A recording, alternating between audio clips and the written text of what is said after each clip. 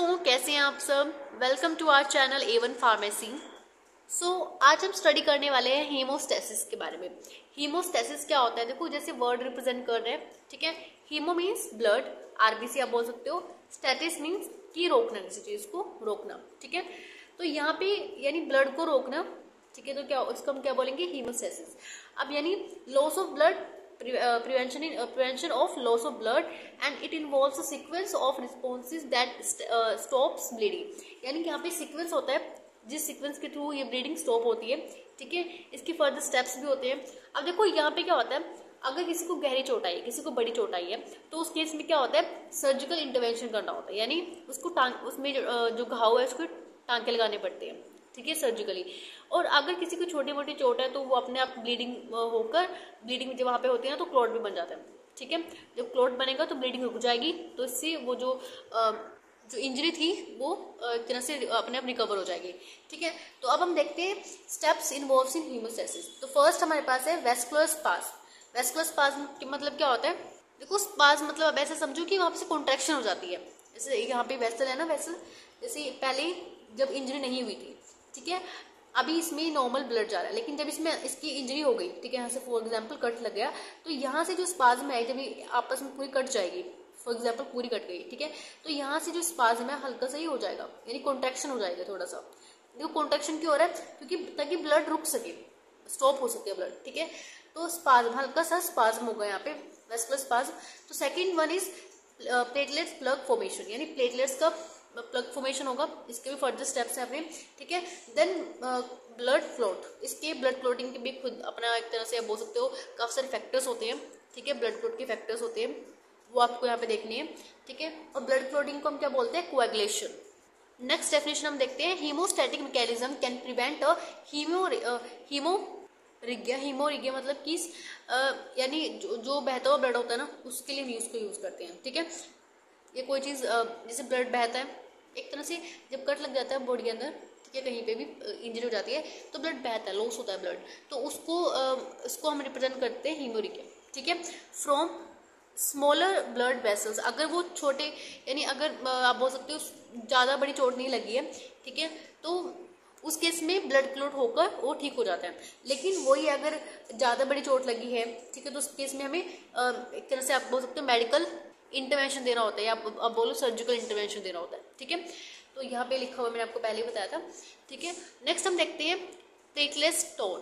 तो देखो अगर आप इस डायग्राम में देख पा रहे हो, तो पहले क्या हुआ, वेसल पे इंजरी हुई, ठीक है, वेसल इंजरी हुई।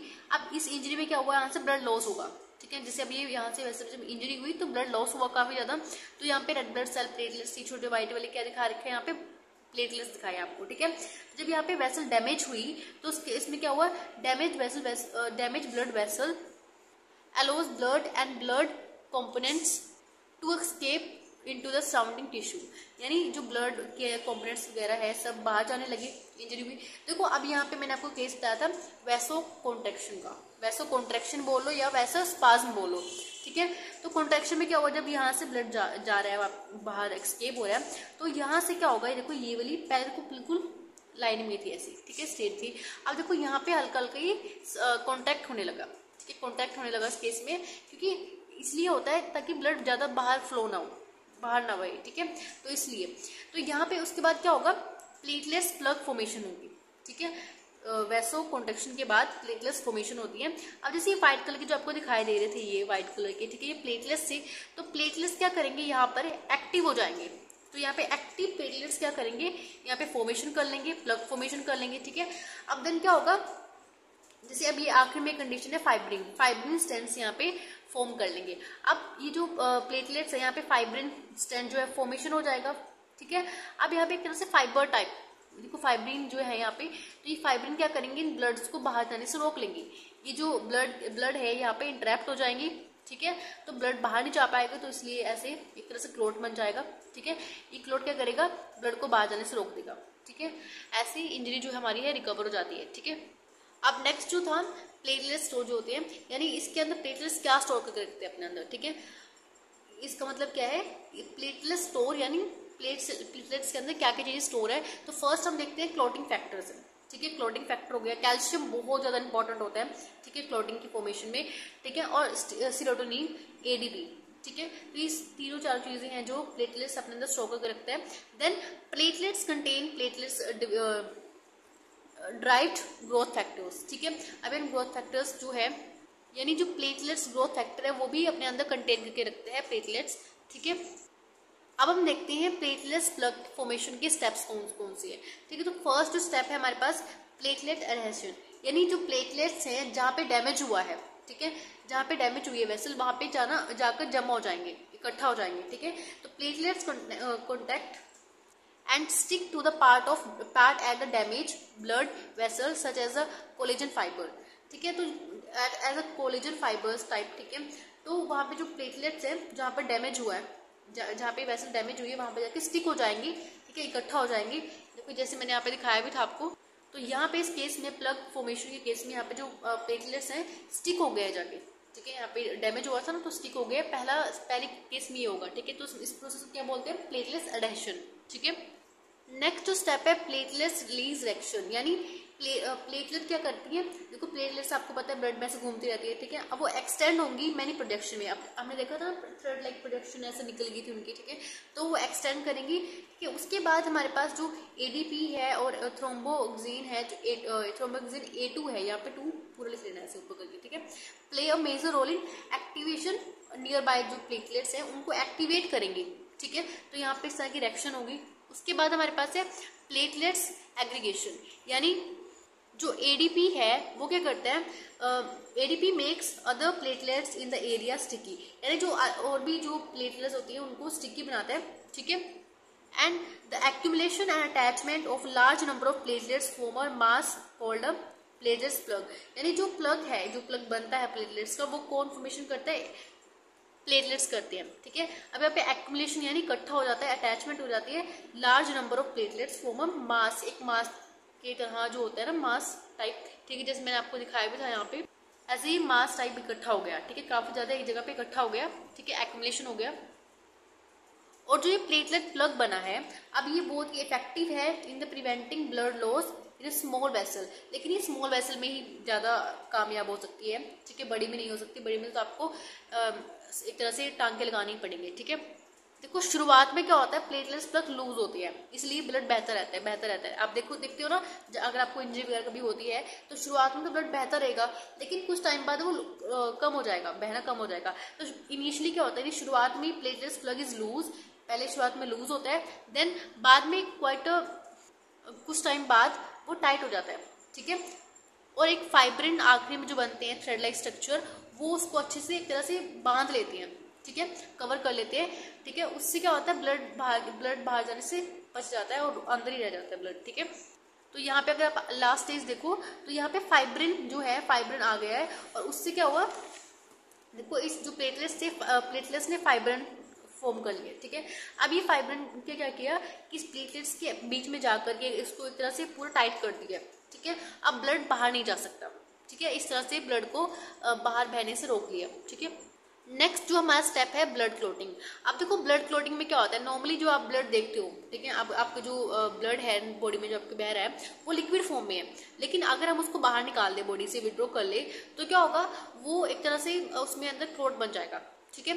तो क्या होगा यहाँ पे, normally the blood remain in its liquid form as long as it is stayed within a vessel, अगर जब तक वो वेसल के अंदर है, आपके बॉडी के अंदर है, तब तक वो लिक्विड फॉर्म में रहेगा।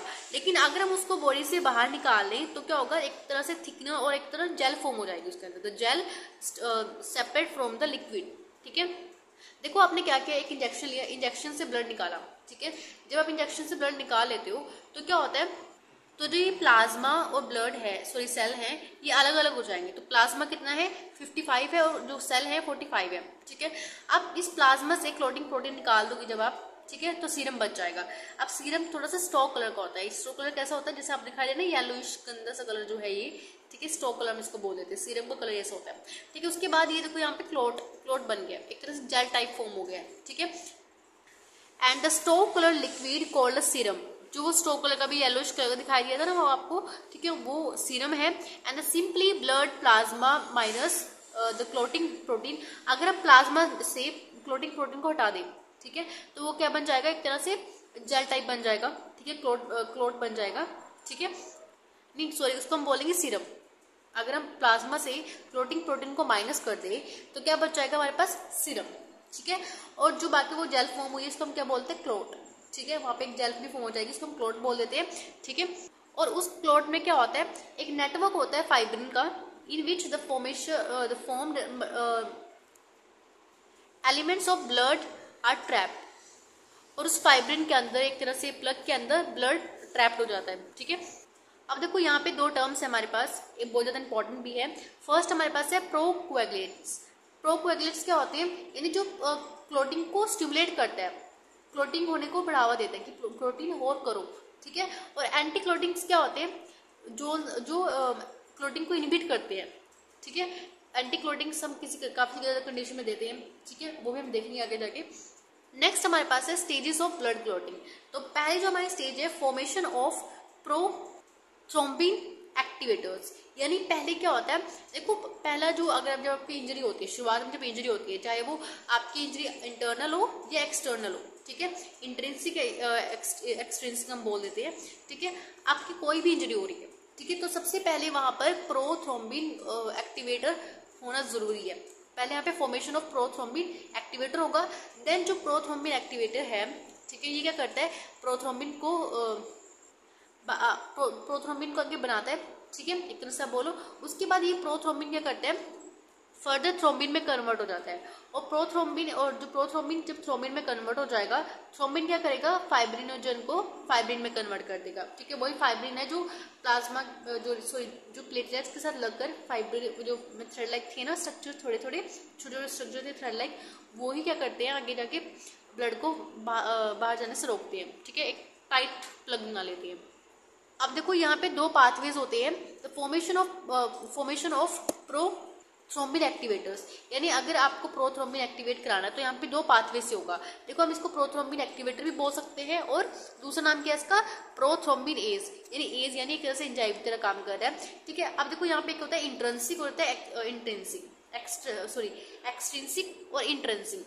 अब एक्सट्रिंसिक कैसे आप थोड़ा सा प्रोनाउंस कर रहे हैं वर्ड कि बाहर से, कोई चीज बाहर से हो रही है, ठीक है।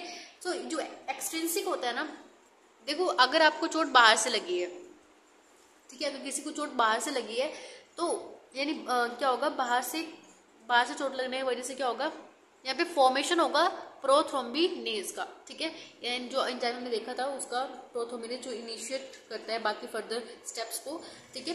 तो यहाँ पे क्या होगा, it is occurring rapidly with in A second if trauma is severe. अगर ट्रॉमा सीवियर है, ठीक है, अगर चोट थोड़ी गहरी आई है तो ये बहुत ही जल्दी अपना एक्शन शो करेगा, ठीक है। It is so name because the tissue proteins called tissue factors and also known as a thromboplastin, ठीक है, और leak into the blood from cells outside, यानी इंट्रिंसिक आपको चोट लगी है, and blood vessels and initiated the formation of prothrombinase, यानी जब आपको इंट्रिंसिक ट्रॉमा हुआ है, ठीक है, इंट्रिंसिक आपको चोट लगी है तो क्या होगा, फॉर्मेशन होगा प्रोथ्रोम्बिनेज का, ठीक है। तो इस कंडीशन को हम बोलते हैं एक्सट्रिंसिक पाथवे। अगर कोई इंटरनल चोट लगी है, इंटरनल कोई वेसल थोड़ी सी ब्रेक हो गई है, कुछ भी, ठीक है, हुआ इसके अंदर इंजरी हो गई है, तो क्या उसको हम क्या बोलते हैं, इंट्रिंसिक पाथवे। यानी इंट्रिंसिक पाथवे से जब प्रोथ्रोम्बिनेज रिलीज होता है, देखो यहाँ पे मैं आपको पहले बता दूं, वैसे आपको समझ नहीं आया होगा, यहाँ पे थोड़ी सी एक स्टेप मैं आपको पहले शुरुआत से बता देनी चाहिए था।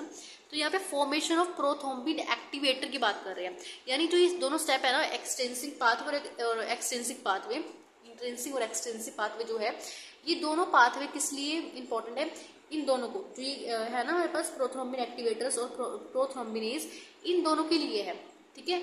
ये दोनों इसलिए बताए जा रहे हैं आपको ताकि इन दोनों की फॉर्मेशन आप पढ़ सको, ठीक है, इन दोनों की फॉर्मेशन के लिए ये पाथवे इंपॉर्टेंट है, ठीक है। नेक्स्ट है टिश्यू फैक्टर जो बनते हैं वहां पे, is a complex mixture of lipoproteins and phospholipids release from the surface of the damage cell. जहां से वो डैमेज सेल हुई है, जो वो सरफेस जो है डैमेज हुई है, वहां से सेल डैमेज हुई है, वहां से प्रोथ्रोम्बिनेज बनता है, ठीक है। उस जगह से क्या बनेगा, प्रोथ्रोम्बिनेज की फॉर्मेशन होगी। ये दोनों स्टेप प्रोथ्रोम्बिन के फॉर्मेशन को बता रहे हैं कि कैसे प्रोथ्रोम्बिन की फॉर्मेशन हो रही है, क्योंकि प्रोथ्रोम्बिनेज क्या करता है, आगे फर्दर जो स्टेप्स होंगे कैस्केड रिएक्शन के, ठीक है। क्लॉटिंग के जो स्टेप्स होंगे वो ही इनको परफॉर्म कराएगा, ठीक है। इसकी वजह से ही वो परफॉर्म होंगे फर्दर। जब तक ये नहीं होगा तब तक वो कैस्केड रिएक्शन नहीं चलने वाली। कैस्केड रिएक्शन क्या होती है मैं आपको बताऊंगी आगे जाके, ठीक है। ब्लड क्लॉट में आप पढ़ोगे, ठीक है, कोएगुलेशन जब होती है। नेक्स्ट हम देखते हैं इंट्रिंसिक पाथवे, यानी कि अगर आपको इंटरनली कोई चोट लग जाए तो क्या होगा। It is a more complex than the extrinsic pathway, बहुत कॉम्प्लेक्स होती है एंड अकर्स मोर स्लोली, थोड़ी सी स्लोली होती है, ठीक है। रिक्वायरिंग सीवियर मिनट्स, यानी इसको थोड़ा सा सेवरल मिनट्स लगते हैं, टाइम लग सकता है, मिनट्स में टाइम लग सकता है, ठीक है। एंड इसको नाम ऐसा क्यों दिया गया है, क्योंकि it is so name because it is activator are either in a tract, यानी डायरेक्ट है ब्लड के अंदर से ही है, ठीक है, यानी बॉडी के अंदर है, and contact with the blood और contain within a intrinsic to the blood, ठीक है। आप देखो शायद आपको अभी यहाँ से थोड़ा समझ आ जाए। देखो इंट्रिंसिक और एक्सट्रिंसिक हमने पाथवे पढ़ा। अगर आपको बाहर से चोट लगे तो इंट्रिंसिक पाथवे, अगर आपको अंदर ही कोई ऐसा ट्रॉमा हुआ है, अंदर ही थोड़ा सा सीवियर कुछ हो गया है, ठीक है, तो यानी बॉडी के अंदर इंट्रिंसिक पाथवे। अब ये एक्सट्रिंसिक और इंट्रिंसिक पाथवे क्या करती है, चोट दोनों या अंदर से लगी है बाहर से लगी है, ठीक है, इसमें क्या होता है, दोनों तरफ से क्या होता है, इन दोनों के केसेस में ही हमारे पास जो प्रोथ्रोम्बिन एक्टिवेटर्स होता है, ठीक है, वो रिलीज होता है।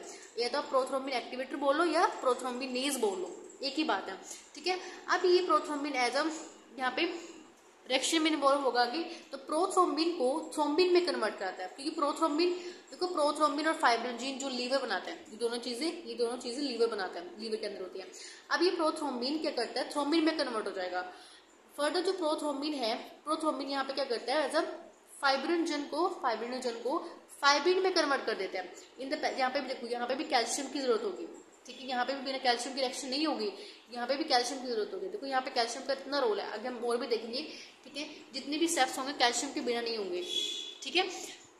उसके बाद है once a clot is formed, एक बार जब क्लॉट फॉर्म हो जाता है उसके बाद जो प्लग होता है वो रप्चर हो जाता है एंड जो ब्लड है वो स्टॉप हो जाता है, लॉस होना बंद कर देता है, ठीक है। उसके बाद जो क्लॉट है वो रिट्रैक्शन जाता है, यानी रिट्रैक्शन मतलब क्या होता है, रिट्रैक्शन मतलब क्या होता है, सिकुड़ जाना। जब क्लॉट सिकुड़ जाता है तो उसके बाद टाइट हो जाएगा, ठीक है।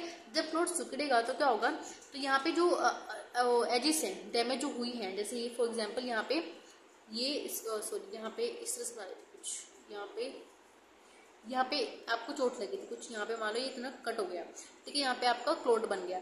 अब ये क्लॉट क्या होगा, थोड़ा सा सिकुड़ेगा थोड़ा थोड़ा, ठीक है। अब जब ये सिकुड़ेगा क्या होगा, यानी रिट्रैक्शन होगा इसके अंदर, तो जो ये साइड में ये एजिस है, डैमेज एजिस है, ये अपनी तरफ से खींचेगा, ठीक है, और इससे क्या होगा, ये दोनों जुड़ जाएंगे आपस में। फिर दोबारा से जो वेसल है वो अपने रिपेयर हो जाएगी, ठीक है, और फिर ऐसे जो ब्लड है जैसे सर्कुलेशन चल रहा था अच्छे से प्रॉपर होगा, ठीक है, ठीक है। तो आखिरी जो है हमारे पास, it plugs the edges of the damage vessels closer together and decreases the risk of further damage, यानी उसके बाद जो बाद में जो रिस्क वगैरह होंगे उसको भी बचा लेगा, ठीक है। तो ये था आज का टॉपिक हीमोस्टैसिस। आई होप आपको ये चीज़ समझ आई होगी, ठीक है। अगर आपको कोई चीज़ समझ नहीं आई तो आप हमें कमेंट करके पूछ सकते हैं, और अगर आपको लेक्चर अच्छा लगा है तो प्लीज़ अपने फ्रेंड्स को भी शेयर कीजिए फर्दर, ठीक है, ताकि उनको भी हेल्प मिल सके। And thank you for watching this video, have a nice day.